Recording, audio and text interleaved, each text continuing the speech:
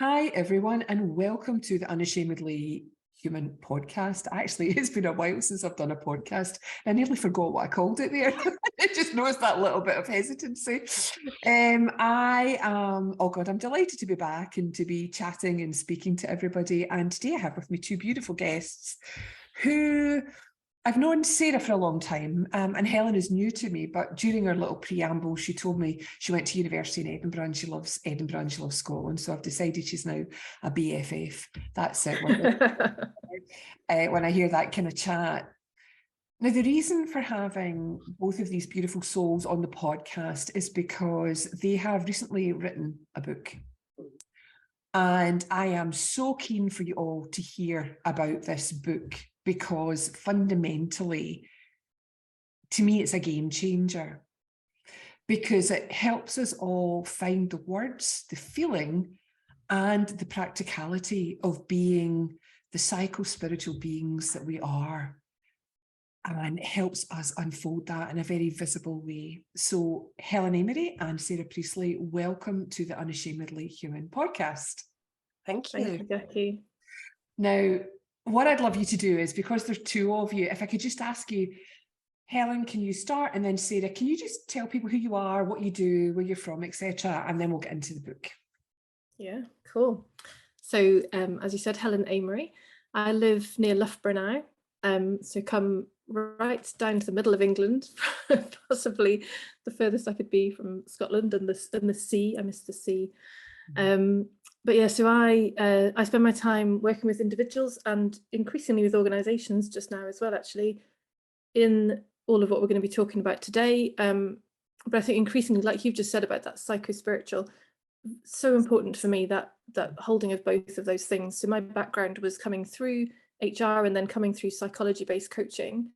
So I kind of had all the psychological stuff before, then discovered the spiritual stuff, and have gone deeply into the spiritual stuff. But now it feels like really both are coming back to be held and included. And yeah, so that's how I spend most of my time, as well as with a couple of kids who are currently 15 and 13. So yeah, plenty to keep us busy. Oh, that's lovely. And I love when people introduce themselves, because if you'd asked me to do that, I would have forgotten half of it and not got that lovely feeling behind it, Helen, of your background. So thank you for sharing that so eloquently. Sarah. Oh, well, I guess the funny thing is, other than the Edinburgh connection, I grew up in Loughborough, which is kind of an odd thing. So Helen actually spent some of her corporate career working with one of the people I spent 11 years of schooling with, and is still in contact with now. So bizarre overlaps. Yeah. Which is kind of funny. But so I came through a corporate consulting career as well, and my stepping stone into this was body work, massage. I was trained by and then worked for the Scottish massage schools in Edinburgh and Falkirk. I taught Pilates down in Stockbridge in Edinburgh, and I guess that for me that was where I started to see that a lot of people really weren't very happy. And nothing about their life pointed to why they weren't happy.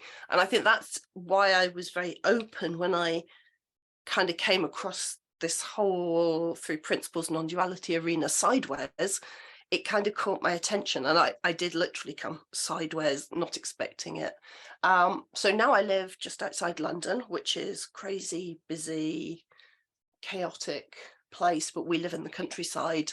So we've got a little bit of the best of both, and I spend most of my time rescuing cats and writing poetry and that kind of thing.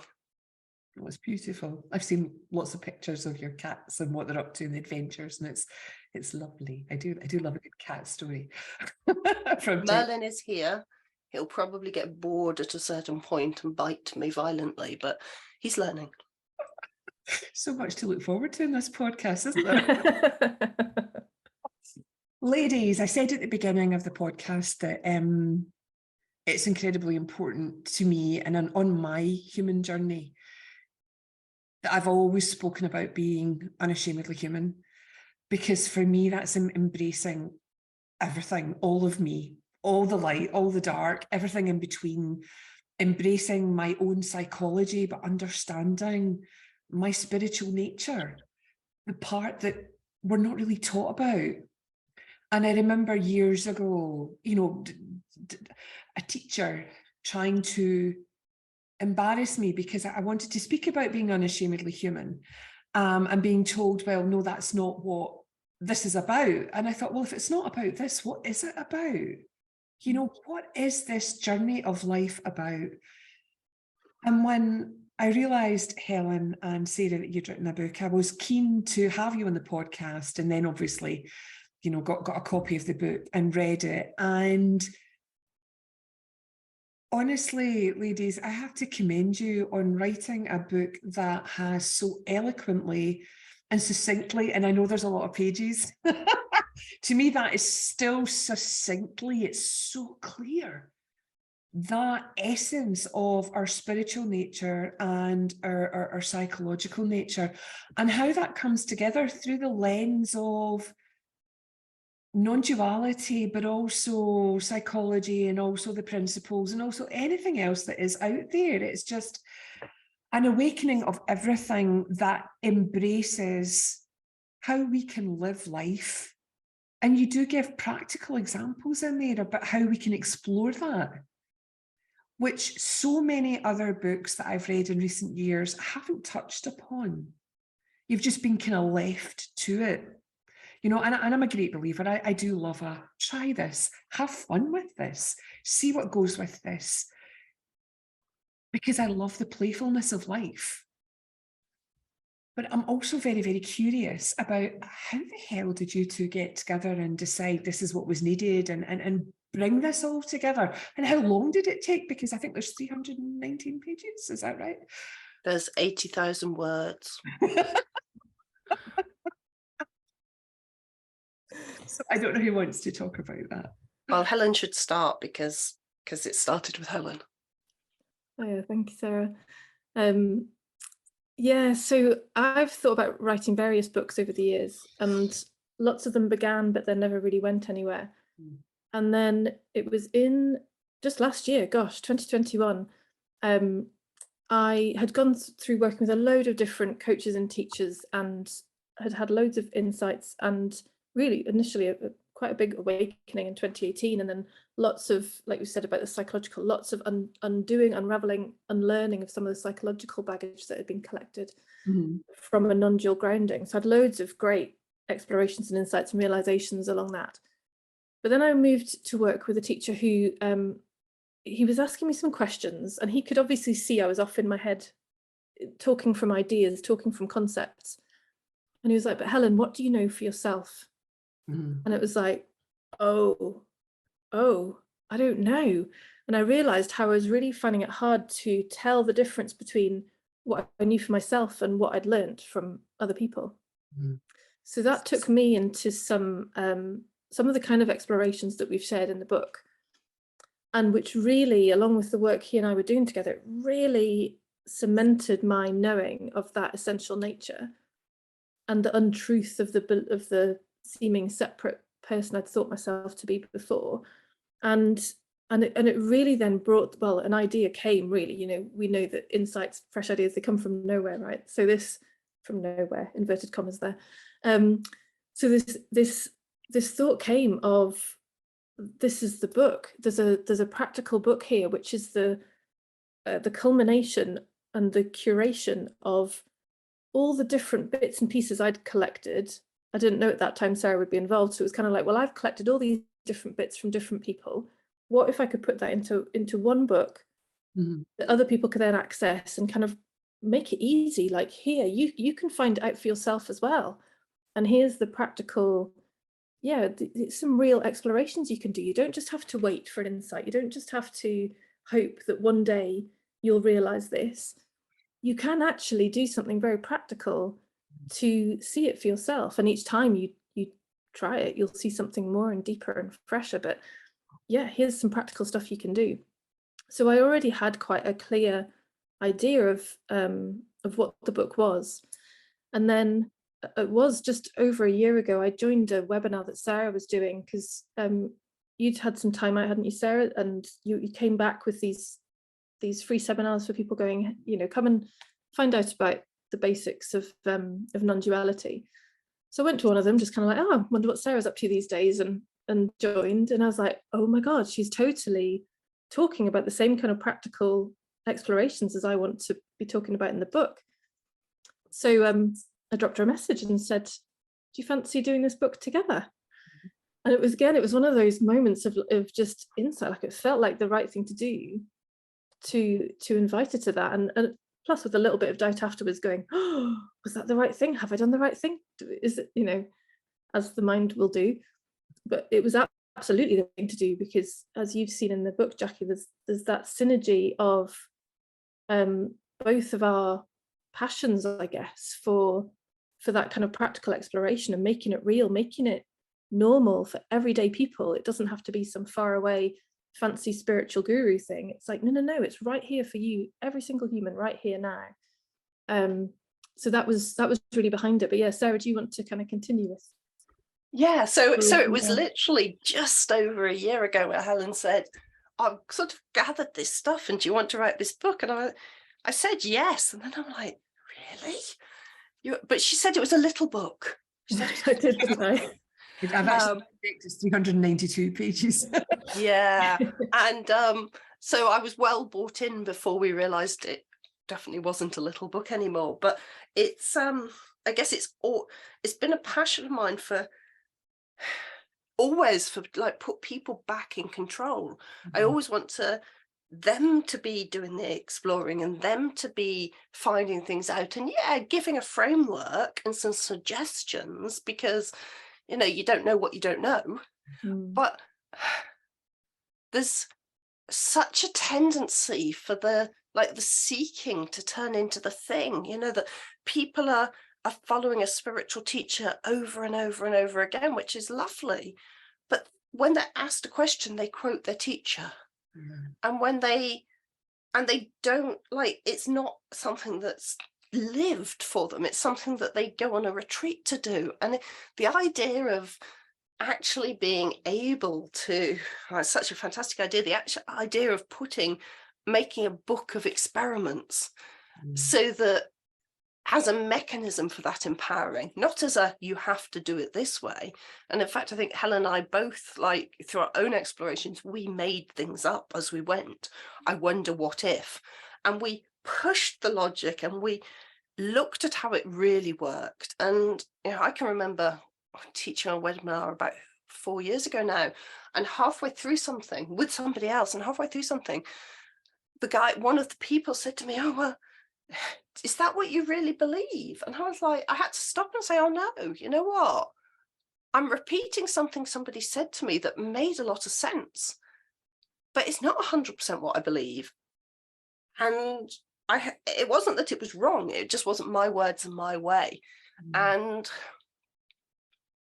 the funny thing about writing this book is we spent a lot of time saying, explain that to me, to each other, in notes on the side of a document in a shared folder.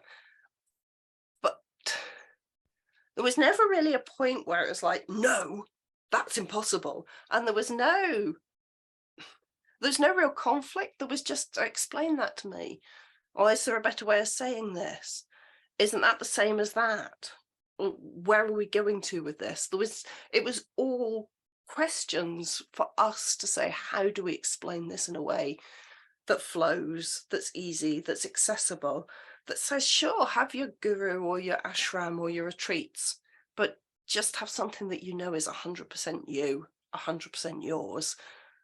And I think we kind of got there. Oh, I know more than you think you got there. You definitely got there, if there is a there. Definitely have. The pathway seems clearer, you know, and people that I've recommended the book to, that's what I've said to them. This helps the path become clearer and helps you see that all roads lead to the same thing, but there are different roads. And it's okay to be on different roads and not to just go, oh, I'm doing 3 principles. Oh, I'm doing non-duality. Oh, I'm doing, you know, Muji or you know, I only listen to, Jeff Foster or whatever. There are numerous teachers out there who have set themselves up as teachers, and there are numerous teachers out there who don't even know yet that they are teachers. And the beautiful ordinariness of what you're pointing to is what I love. And you mentioned it, Helen, when you said, we want it to be for everybody. Everybody, I mean, you live in a country and you live in a world where the average reading age is not much beyond 11 years old, the average reading age. There's a lot of books that are written in a way that are difficult for people to understand. So they're not available for the vast number of the population. And I do believe that the way you guys have written this, it does make it available to people. I mean, even ask the question, who are you? I mean, that's a bit of a mind if, it was like, well, who am I? The other night there, one of my favourite bands is The Cure, and I've followed The Cure since 1978, right? And I was laughing with my wee brother. I was like, oh my God, Derek, that's 44 years we've liked The Cure. And I went to the gig last night, not last night, Sunday night with my brother and my two daughters. And I have been so just happy since I went to see it. And the thought popped up for me. It's like, it reminded me of me. And I was laughing. I thought, well, no, it hasn't. It's reminded me of the me that I think I am, or the thing that I thought I was. And it just cracked me up. But it was just that being in life, doing things that I love with the people that I love, that lit me up. And this is what you're pointing to in the book. Who are you and who are you not? And I love that. And that everybody has had that experience of walking on air coming out of a concert, or of falling in love, or of my eldest niece cried when she got her first hairdryer. Absolute tears of joy for this rose gold hairdryer. But everybody has had those experiences. It's not something that's in some promised future. It's present and it's real. And all we have to do is explain that feeling a little bit more to make it something that can be more present and more real in terms of how it's experienced. Yeah, I feel that in terms of the inclusion of life again. So I think, and I know I went through a phase of almost dismissing and ignoring some experiences, like, oh, that doesn't really matter, or it's not relevant, or I don't need to pay attention to that. That's just thinking, or it's, it just got rejected. And then to be allowed, almost to be given permission, and through these explorations, that's the invitation to see that it is all included.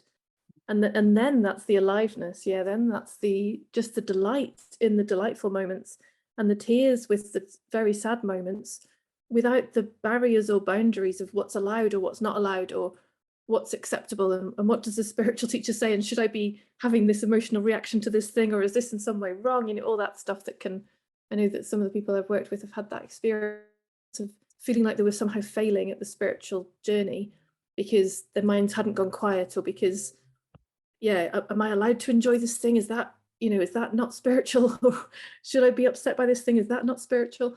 We can get ourselves in a real tangle. And that's I guess another hope with this book, is it brings that, in knowing that ground of our being, it brings that inclusion of all of it, and the love and the delight of all of it.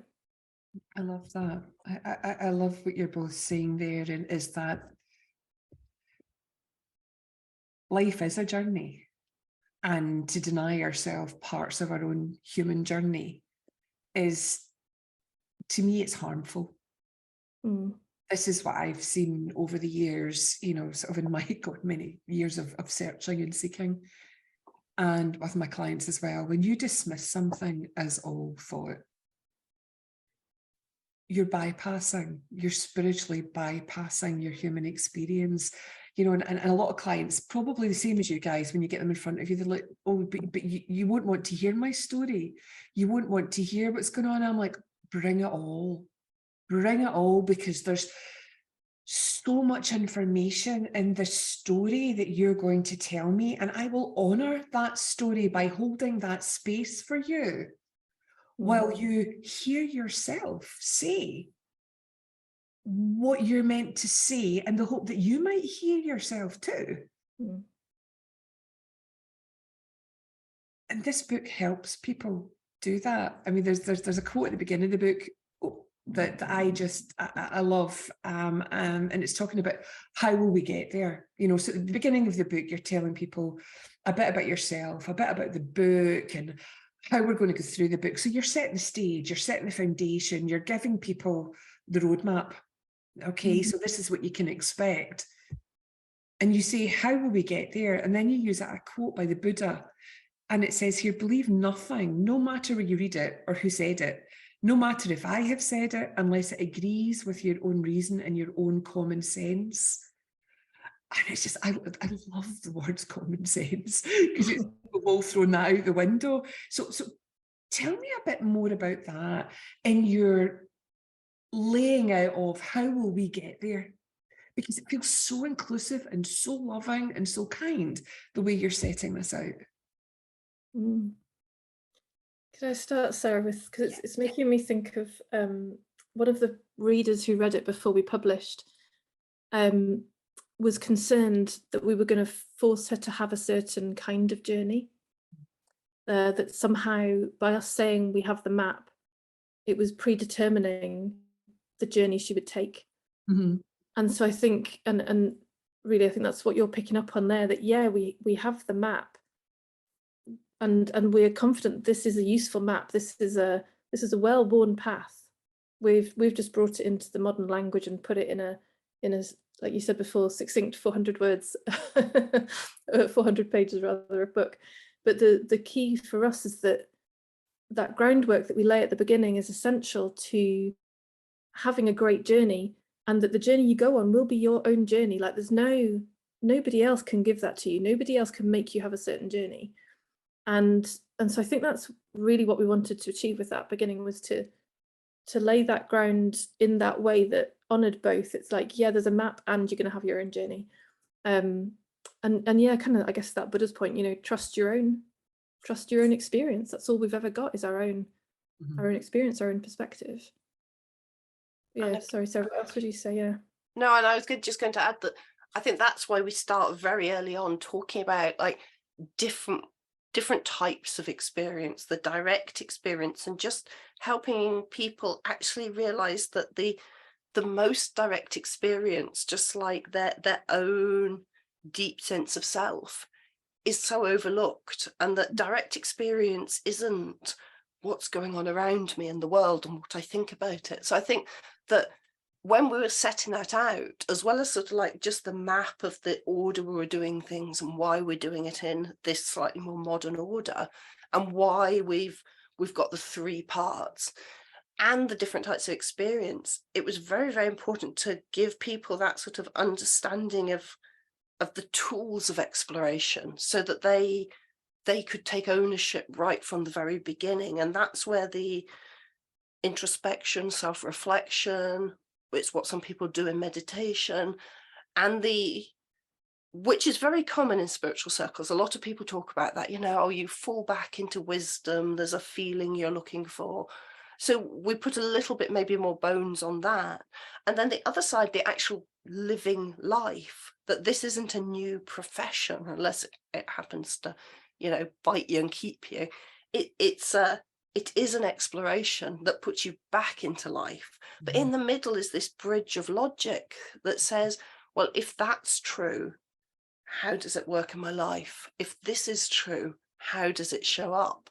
And logic has always been kind of important to me. Even I did an IT master's a long time ago, and logic programming, despite the fact that the class was at 9 a.m. on a Wednesday, and I always pulled an all-nighter on a Tuesday, and I always fell asleep.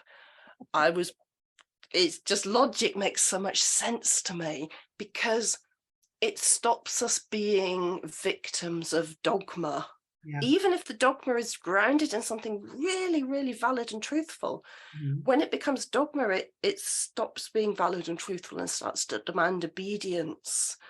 And we want people to be questioning us. On the book group, the first book group who worked through the first draft with us, they were questioning us. They were sending little messages saying they thought they might hate us this week, dropping out and coming back, normally within a few hours. A lot of telling us everything they knew at the beginning and just seeing it collapsing over time. So some of what we wrote in that section was actually a reflection of what we saw in people's journeys. So we weren't just projecting our idea of what it's going to look like. We were responding to how real people in real lives and real jobs were reacting. That's fascinating, because I looked at who was in your book group when you did this, and we're not talking about people who have no experience of this journey. You're talking about seasoned veterans of the soul-searching journey who are coaching other people. So to hear you say that they have fallen out of their own preconceived ideas that they didn't even know were preconceived ideas, whilst you went through that with them. And that's the key, isn't it? It's being able to look at this book, and to me, you hold your reader all the way through it. You're constantly reminding them of, I know you might think this, but that is just conditioning, preconceived ideas. What if you were to look at this from a different perspective? What if you were to see this differently? So there's this gorgeous of playfulness, of curiosity. What if? And I love that. I use that a lot in my own coaching, because people come with such entrenched ideas, beliefs, and feelings, and they don't even know that they're imprisoned by their own thoughts, because they don't see that's what it is. Yeah. Yeah, I love that, Jackie. And it resonates with what a lot of people have said who've read it, around that feeling of being held, that feeling of being walked alongside through it. And also back to the original point about you're going to have your own unique journey, people really feeling like there's enough space in it for them to bring their own journey to it. You said before about there being a simplicity to the words and a clarity, and so people seem to be experiencing that as really helpful to then have their own journey with it, because we're not giving them, we're not putting us in it. We're not putting our ideas or our preferences or our opinions. It's no, here's the journey. We'll walk with you, but you have your own experience of it. Yeah, and remember as well, like Helen had her corporate career in HR. I was in consulting, and then in IT, running support teams. Then I was teaching, and Helen was coaching, and I have a teaching qualification, and Helen has coaching qualifications. And so when we came to this, we weren't coming from an academic standpoint, even though, we've got academia behind us. We were coming from a working with people who are coaching hundreds of people and running successful businesses, coaching with people who are just struggling in their relationship. Like it wasn't born in a forensic lab. It was born out of sort of working at the coalface. That is gorgeous. Working at the coalface, because we've all got dirty faces and we don't know our faces are dirty until somebody invites us to see ourselves and see who we believe that we think we are. The chapter one I loved the way chapter one started after you held my hand and told me how we were going to be doing this. In chapter one, it's basically, well, who are you? And I'm just like, who am I? And then obviously you've got a gorgeous wee quote there from Rupert Spira. And it's like, tell me who you are without telling me your past. Wow. All I could come up with was, I am. That was all I had. When I stripped everything away, not even thinking about the future, I was just like, well, I am. And I thought, yeah, exactly. always had this thing, you know, when people say to me, you know, if I'm speaking in a webinar or doing something, and people say, can you send me your bio? And I'm like, do I really have to do that? It's just a pile of crap, you know, it's just labels and, you know, qualifications that mean nothing to me. My husband has all his qualifications up on the wall. I don't care. I don't care. You know, for some people that's important. For me, it's not. It doesn't define who I am, because I don't know who I am from moment to moment. And I don't, thankfully, give myself any bother about that anymore. And this is the promise of what you've written here. It's kind of to be able to enjoy your life without the preconceived ideas, without the projected ideas, but just to sit in the here and now and see what comes up, see the appearances, see how they make you feel, notice the information in that, and then do what you're meant to do with it as and when it happens. Yeah, and I hear how then that includes both of yours and your husband's experiences. It's like in knowing all that, in seeing all that, let's see what life wants to say through Jackie and through her husband. And through Jackie, it seems to not care about certificates and qualifications right now. Who knows? It could change. No. And through your husband, it's different. It's like, okay, cool. Like there's no, that's a place where we've placed so much interest. Back to what Sarah was saying about the levels of experience from conceptual to raw to direct. Most of us have spent our lives in that conceptual experience of the world and the objects and going, oh, certificates, yeah, qualifications, that's all what it's about. So whereas obviously in the book, we're flipping that and we're showing how all that conceptual stuff, all the objects, all the thoughts, the feelings, the body, they're all secondary to this essential nature. And then that's just a place of ease, because then it's flowing in its rightful order of being first, then the stuff, then the content, and then it just it flows from there. And there's an ease, isn't there? There's an ease of flowing. You know, I'm going to say inverted commas, the real world. Okay, there's the world out there of people who maybe don't understand this stuff at the level that we're speaking about it, and we have to play in that world, because that's the world where you get a job and you need certificates and all of these things, but being able to see it for what it is without getting terribly hung up on it. Well, it's a massive shift in perspective, because it sounds so simple and so basic. You say, well, I am, that's what I know. Like, and so what, almost. But it's such, the logic takes us into the implications, and that's such a massive shift, because it's pointing us away from doing things to secure ourselves, doing things to make ourselves happy, acquiring things, looking for things to make us feel like ourselves, and it turns us on a path towards doing things as an expression of who we are. So the joy inspires the action, as opposed to the search for joy motivating the action. And it's such a subtle change, but it's so important. And if that was the only thing somebody got, that's it.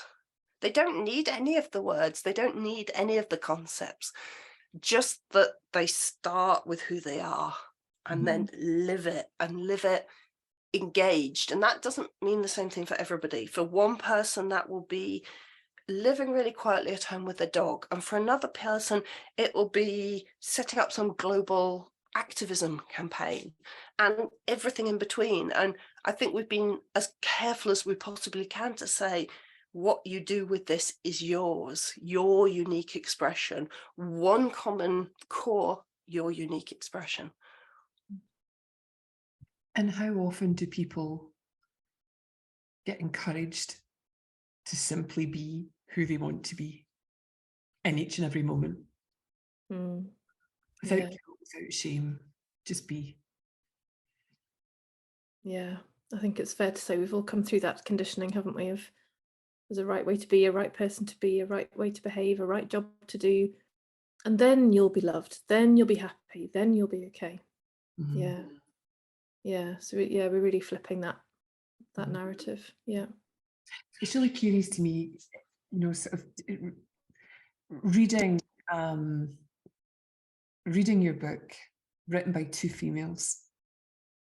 There's a very, very different feeling that comes from it. A lot of, I mean, not all of them, but there's a lot of books written by men in the non-duality field and the three principles field and the spiritual field. And there's something about the patriarchy in there that just turns me off. When you were writing your book, and maybe I'm being a wee bit controversial here, was there something driving you from the feminine that you felt that you had to share in this way to help more people understand? Yeah, so certainly not consciously. My hunch is that collectively the feminine is coming forward, and yeah, it has been primarily masculine for the last 100-ish years. I was very aware that most of the quotes that we've included are from men because they've been the predominant teachers. Yeah. We tried to bring in women when we could. I was mindful of that if we can, if we can have female quotes, then great. But yeah, you're right. It's been predominantly male, and I think it's I think non-duality tends to attract the masculine energy, not men, but the masculine energy. And it has a usefulness. You know, we could say that logic has a masculine aspect to it. It is useful, but I think if anything, what I'd hope is what this book provides is a balance between that feminine and masculine, so that, I mean, people have said it, you can feel the love through it. You can feel that, you know, it's like you can feel that it's born of that non-dual essence. So if anything, I'd hope that it does both. It brings that balance of both with it, that it's absolutely born of love, and it brings that that really solid grounding that the logic can provide, that the masculine can provide, that again, which is what people have said who've read it. It's like, oh, I am allowed to bring my mind to this. I'm allowed to use my logic. Oh, I now feel much more sure-footed in what I've kind of been knowing somewhere is true, and I've felt it in my experience, but now to really know it for definite is making all the difference. So I think it's bringing that, to me anyway, it's bringing that balance of both. I don't know what you think, Sarah, of that feminine, masculine. Yeah, I was just going to say that that patriarchal model is very much stepping aside from just gender roles. It's telling you what to do and how to do it. It's telling you what you have to believe to be okay. And the matriarchal model has obviously given us a lot of the nurturing influences and so on. But I think that Helen's right, that we've sort of said, well, if we find the balance is the balance between the masculine energies and the feminine energies and the blending of them, but we're distinctly moving away from that. We're the teachers with access to truth, and you are our subjects in any way, shape or form. And so when you said the patriarchal models, that's what I think of. Nothing to do with just men, although men have often been in those roles. Because I was also thinking a lot of the books that women write either tend to the very floaty spiritual, or they step again into that same strong energy of instruction. And this isn't a book of instruction. This is just like a doorway. That's all it is. And so, yeah, I think we had a very strong feeling from the very beginning that we weren't telling people what to think, what to feel, and what to believe. And we wanted to create a space where it's safe to argue with it, safe to say, yeah, but no, that can't be true. And for people to fall out with the material and fall back in with it, and to change all the words so it makes sense for them. And that is, I think, that's that new melded model that's a step beyond all of the old models.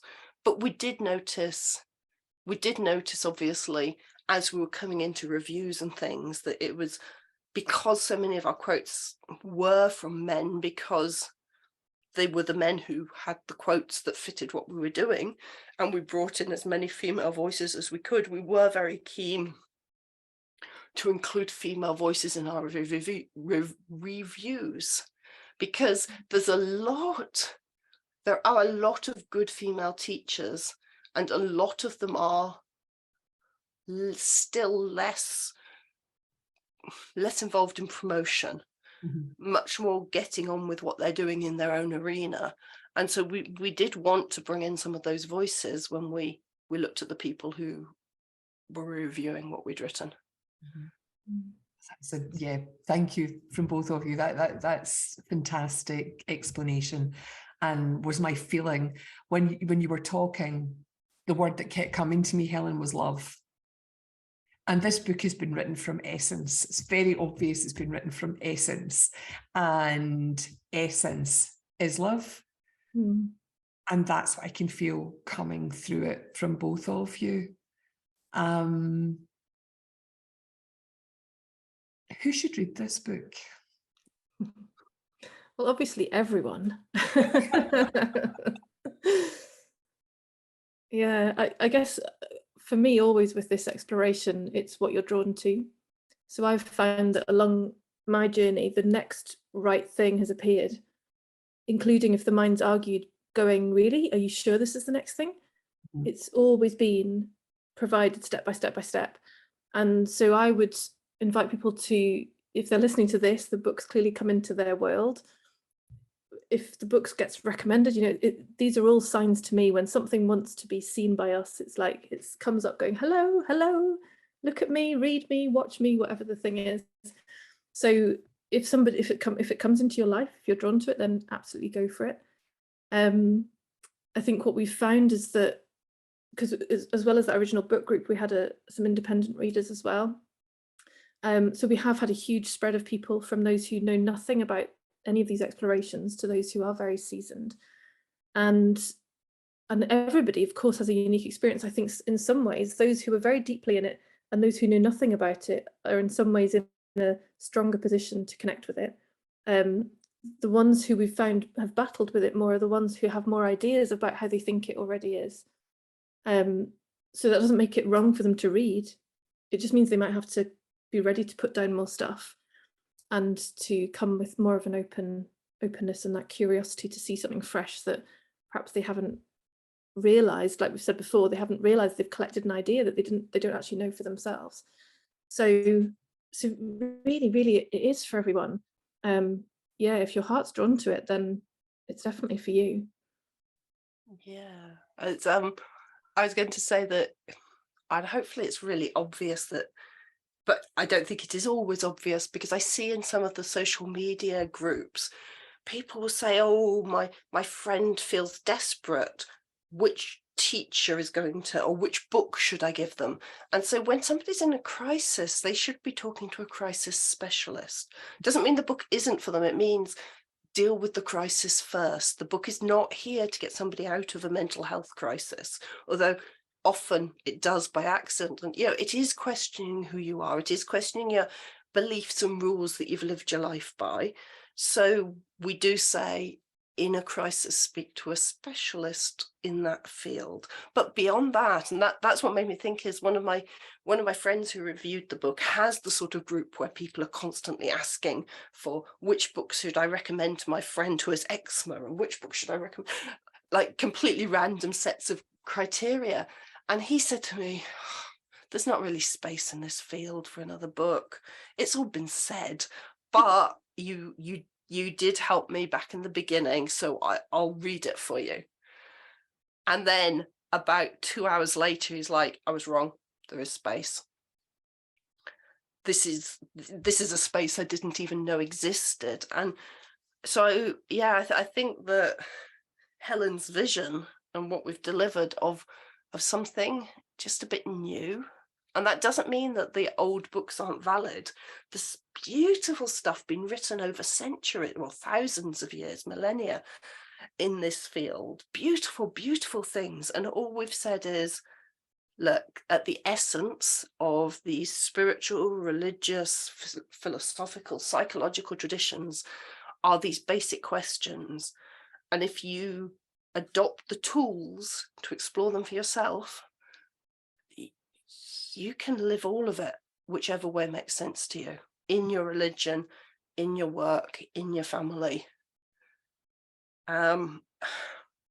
without needing to add any more doctrine or creed on top of it.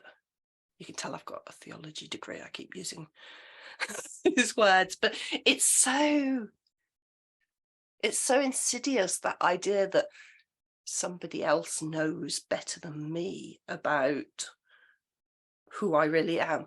Somebody else knows better than me about how I should live my life. That it's so easy in that vulnerability to latch onto somebody else's model, somebody else's categorization, somebody else's ultimate answer to everything. And it's sort of, I can even feel it myself sometimes. It's like, I just want there to be an easy answer. But the easy answer is now do this, isn't now do this. The easy answer is like, settle right back into your heart, center yourself, see what's really coming up, and then respond. Because if it was a crisis, you'd be behaving automatically. So it's not. So there's always time for that second of, what is it that's been triggered? And what has just been triggered might be, I'm looking at some really bad behavior and I'm going to do something about it. Or what's been triggered is, oh, you know what, that person was wearing the perfume that my old school teacher who was mean to me wore, and that's why I don't, and everything in between. And so this is definitely not a pointer towards bypassing of any sort. This is a pointer to getting right back into it, but just with a different perspective. Wow. Why would you want to awaken?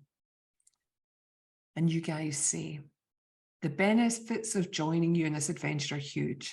Awakening means coming to a stable base of reliable happiness and navigating life with more ease, grace, and flow. And the reason this reliable happiness, ease, grace, and flow has eluded you before now is because you've been taught to acquire these feelings and experiences by doing something on the outside. You've been taught to get the next job, buy the next gadget, go for a nice meal or a holiday, work with a coach, buy a self-help book, eat some chocolate, go for a run, cuddle your pet, get some acupuncture, go shopping, do yoga. Now there is nothing, absolutely nothing wrong with any of these activities in and out of themselves. Have you noticed that none of them have ever provided reliable happiness, ease, grace, or flow? Ladies, thank you so much for joining me on the Unashamedly Human podcast.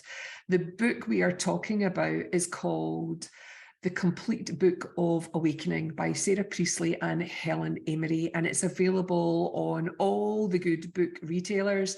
And on the show notes, I will put a link to The Thoughtful Raven, where I am informed that you'll be able to buy the book from these suppliers. I am also delighted to announce that both Sarah and Helen will be joining me in my yearly programme called Out with the Old, In with the New. We will be doing this over 2 weekends in January to raise funds for food banks and charities that support those who are less well off than ourselves. So again, ladies, congratulations on writing a book where I felt held, I felt loved, I felt safe to explore my own humanity through my spiritual nature and my own psychology. And it did lead me to some very interesting places in my own journey of reparenting myself at this point in my life, which was fascinating. And to be able to do that feeling safe and feeling grounded, rather than feeling kind of off my balance, as most women going through menopause feel all the time. So thank you from my heart. Thank you for being guests. And I look forward to speaking to you both again very soon. Thank you, Jackie. Thanks for having us. Oh, Thank you. Do you have any last thoughts you want to leave with the listeners? I really liked hearing that passage read back to us. Who wrote that thing? Who wrote that? Honestly, I would just like to say, I mean, you said, Jackie, already, it feels like this book's written with love. To me, this whole this whole process has been absolutely guided from start to finish. Even the fact that the number 3 became a symbol of the love of this book. So with me beginning the writing on the 3rd of January this year, we published on the 3rd of November at 3 p.m. on purpose, because by that point we realised 3 was significant to this book. It's got 3 parts to it. I'm sure there were like loads of other 3s, Sarah, weren't there, that we discovered along the way. But it's just, yeah, to me it is a book that has come through from our spiritual essence. And like you just said, Sarah, you know, we hear the words or read the words and go, wow, did we write that? Because it was a flow. It just had to come out, didn't it? It had to come through. So yes, I do hope everyone loves reading it the same as you have, Jackie. And the third person in the book is the reader, because it's an active thing. It's not a sit back and read. It's questions that you kind of can't help actually asking yourself. So that's the third in that sense. It's not just us, and we were conscious all the way through of holding that space for each reader, whoever they are, showing up as whatever human they are, and not denying any of it. The Trinity. Wonderful, wonderful. That also happens to be my house number, also happens to be the number of children I have, also happens to be the way that I put things on a mantelpiece, that it has to be balanced, has to be the 3. I come from 3 myself. So you're talking to the converted, so I get. Yeah. Okay, ladies, I'm looking forward to seeing that. February, when you're coming up for a wee shindig, Sarah. Helen, come up too. We'll all have a wee night out. My loves, thank you again from the bottom of my heart, and I wish you every success with this book. Thank you, Jackie. Okay, my loves, how was that?